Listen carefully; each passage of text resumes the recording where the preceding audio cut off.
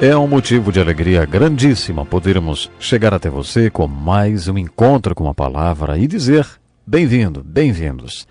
Já chegamos ao livro de Salmos, o meu livro preferido de toda a Bíblia.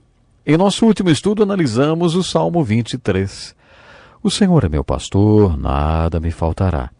Iniciei aquele estudo enfocando essas palavras tão conhecidas. O livro de Salmos foi inário do povo de Deus. No estudo introdutório que fizemos, vimos que o autor dos hinos, ou salmista, às vezes falava com Deus, sobre Deus, outras vezes falava com Deus sobre o homem e muitas vezes falava com o homem sobre Deus. Essa é outra maneira de dizer que o salmista às vezes louvava, em outras vezes ele orava e em outras vezes ele pregava também. Nessa introdução disse que há vários salmos sobre vários temas. Há o tema homem abençoado, o tema emocional, em que o salmista expressa um estado emocional que você pode estar vivendo hoje, mostrando uma maneira de resolver esses problemas emocionais. Há também o salmo de adoração, em que o salmista não apenas adora, mas também exorta a adoração e como adorar. Também aprendemos que há vários salmos proféticos, onde o salmista é um profeta e previu o primeiro e o segundo advento de Jesus Cristo. Os salmos do homem abençoado geralmente são salmos de pregação. Os salmos emocionais são geralmente salmos de oração e, é claro, todos os salmos de louvor, que falam com Deus sobre Deus. Esses são salmos de adoração. Bom, o Salmo 23 é um dos salmos de pregação do homem abençoado. Esse salmo é a conversa de ovelha. Nele você pode imaginar uma ovelhinha olhando para outra ovelhinha doente através da cerca.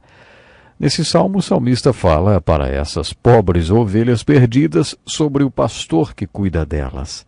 Essa ovelha que está falando no Salmo 23 diz: "O Senhor é o meu pastor."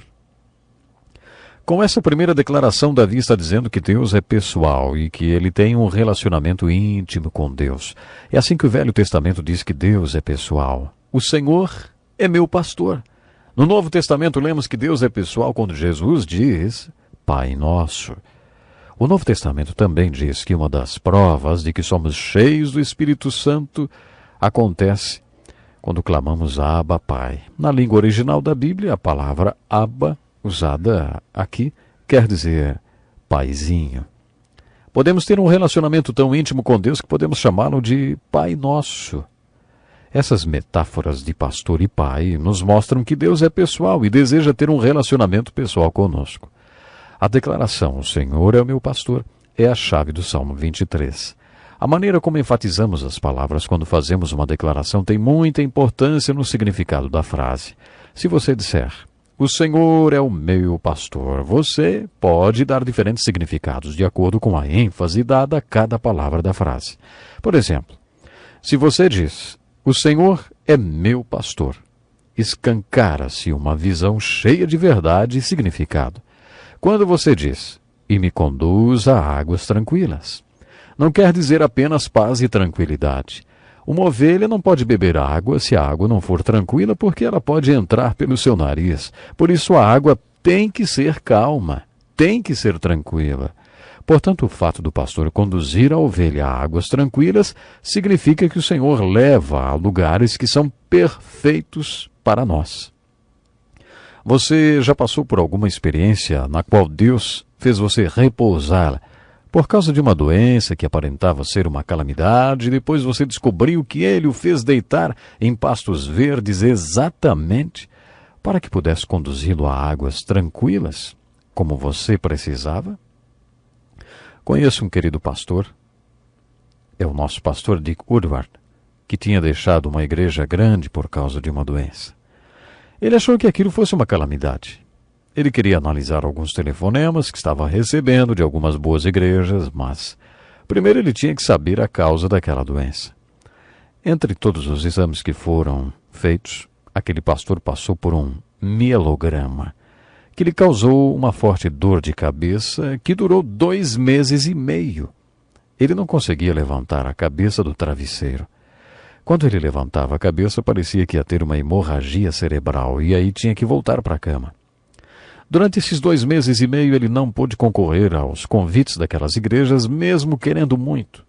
Enquanto ele estava sofrendo, incapaz de ir a qualquer lugar, algumas pessoas daquela cidadezinha aproximaram-se dele. Elas perguntaram se ele estaria interessado em trabalhar no desenvolvimento de uma nova igreja naquele local. Ele e sua esposa pensaram sobre começar uma igreja naquela cidade e, muito entusiasmados, aceitaram o convite. Um ano mais tarde, os fundadores daquela igrejinha sugeriram que ele fosse a uma clínica específica para fazer outros exames. Os médicos disseram que ele estava passando por um esgotamento ou uma estafa devido à carga de trabalho. Depois de quase um mês de testes nessa clínica, foi diagnosticada esclerose múltipla. Todos os médicos o chamaram para lhe dar o resultado de semanas de exames. Eles queriam explicar o que aquele diagnóstico significava. Entre outras coisas, eles disseram: "Você não pode passar por muito estresse agora e terá que aprender a não fazer muito esforço. Você tem que trabalhar em uma igreja pequena." Eles definiram a igreja. Depois que os médicos fizeram uma lista do que ele deveria fazer, ele disse: "Doutor, eu já estou nessa igrejinha há 1 ano." Esse pastor é exatamente o escritor desse estudo, pastor Dick Woodward. E ele diz: "Deus me fez repousar e me levou para as águas tranquilas. O Senhor tinha me conduzido às águas que eram perfeitas para mim," ele diz. Você já passou por algo parecido? É isso que significam as águas tranquilas. Muito bem, deixe-me descrever como o pastor restaura a ovelha.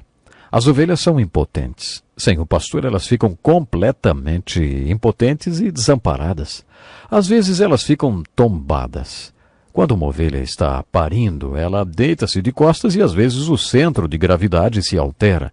E ela fica de costas com as 4 patas para cima, sem conseguir mover-se.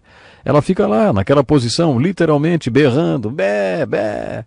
Mas nenhuma delas consegue fazer nada. Se o pastor não descobrir o problema da ovelha, depois de 3 ou 4 horas, seu estado começa a se complicar. Se o pastor não for lá com seu cajado, em 6 ou 8 horas, a ovelha morre. Quando o pastor coloca a ovelha tombada de pé novamente, acontece a restauração.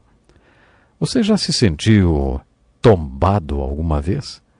Você já abriu seus olhos de manhã e se sentiu como se estivesse com as pernas para cima, sem poder se mexer, só que berrando, bé, bé. Quando você acorda assim, deve orar: "Senhor, eu preciso que o Senhor me restaure, porque eu não consigo me mexer. Estou totalmente sem esperança. Eu estou desesperançado." Esse tipo de restauração é essencial para o significado da palavra salvação. A palavra salvação significa o mesmo que livramento. Quando você tem que orar: "Deus, o Senhor, tem que vir ao meu socorro e me libertar, porque se o Senhor não me libertar por mim mesmo, eu não vou conseguir jamais. O Senhor tem que me salvar, porque eu não consigo fazer nada por mim mesmo." A essência dessa oração está contida nessa linda figura do pastor restaurando sua ovelha. É muito importante que você entenda o que o Salmo 23 está realmente dizendo. Depois de refletir sobre ele, você pode se perguntar: será que eu sou esse homem abençoado descrito nesse salmo? Você se lembra quando o Senhor entrou em sua vida e fez você deitar ou repousar?